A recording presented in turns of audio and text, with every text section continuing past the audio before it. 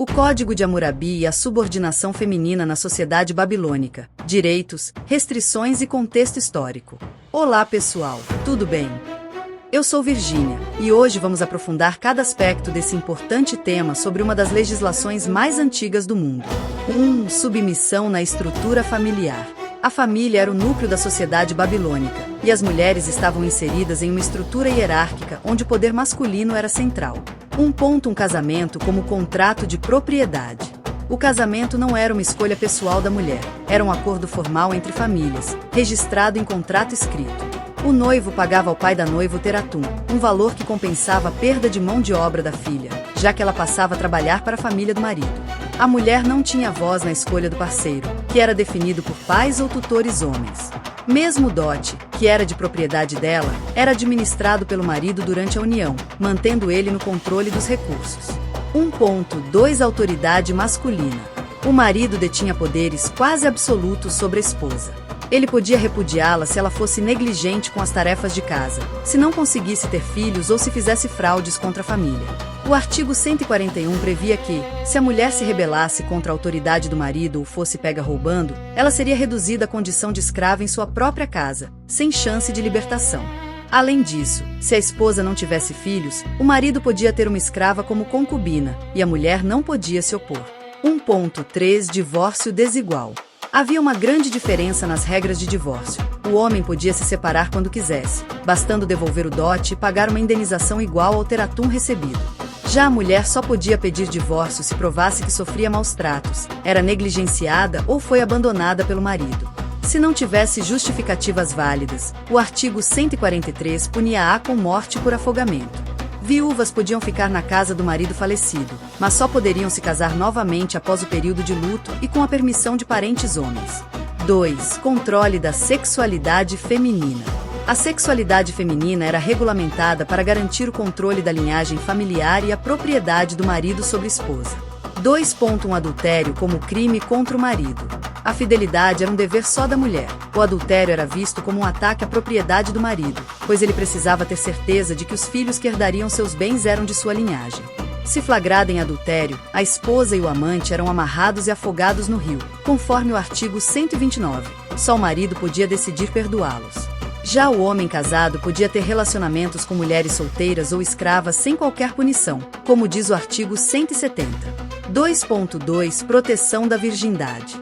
A castidade de mulheres solteiras era um bem valioso para a família paterna.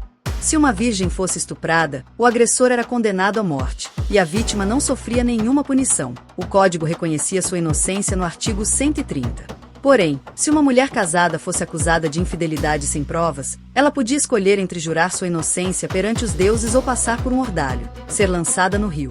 Se sobrevivesse, era considerada inocente. Artigo 132. Se morresse, a culpa era confirmada. 2.3 Restrições às sacerdotisas. Sacerdotisas de alta categoria, como as Naktu, tinham regras ainda mais rígidas. Não podiam casar nem ter filhos, devendo se dedicar exclusivamente ao culto. Se fossem pegas em relações sexuais, eram queimadas vivas, conforme o artigo 110. Mesmo as sacerdotisas de menor categoria, que podiam casar, tinham que manter extrema modéstia e fidelidade. 3. Outras formas de submissão. Além da família e da sexualidade, a subordinação das mulheres se refletia em diversos aspectos da vida social e profissional. 3.1 Status social ligado aos homens. As mulheres não tinham o status de avilum, cidadão livre com direitos completos. Em documentos oficiais, elas sempre eram identificadas pela relação com o homem, esposa de avilum, filha de avilum ou escrava de avilum. Seu prestígio, direitos e segurança dependiam diretamente da posição social do homem que as protegia. Mulheres de pais ou maridos pobres ou escravos tinham praticamente nenhum direito legal. 3.2 Punições mais severas.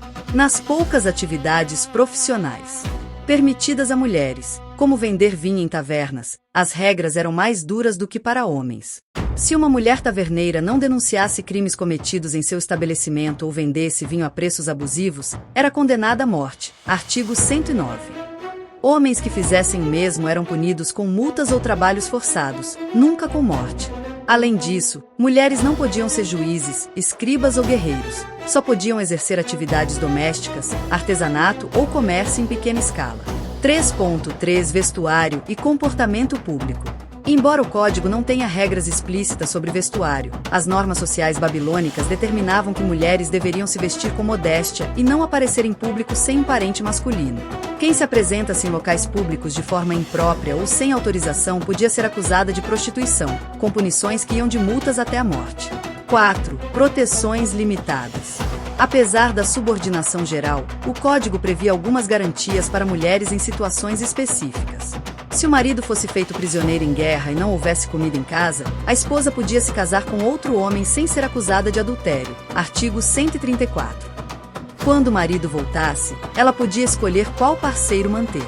Mães abandonadas pelo marido tinham direito à guarda dos filhos menores, além do uso de parte dos bens conjugais para se sustentar.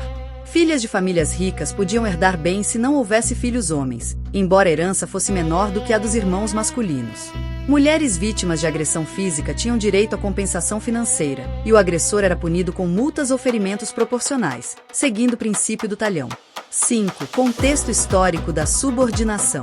A subordinação feminina no Código de Hammurabi não foi uma criação isolada, refletia a realidade das sociedades mesopotâmicas da época. A agricultura e a guerra eram dominadas por homens, e o controle da linhagem familiar era essencial para transmitir propriedades e poder. O código tinha como objetivo manter a ordem social e a estabilidade das famílias, que eram a base do reino babilônico. Apesar de todas as desigualdades, ele representou um avanço em relação a leis anteriores, pois estabeleceu regras claras para o tratamento de mulheres, evitando abusos arbitrários por parte de homens poderosos.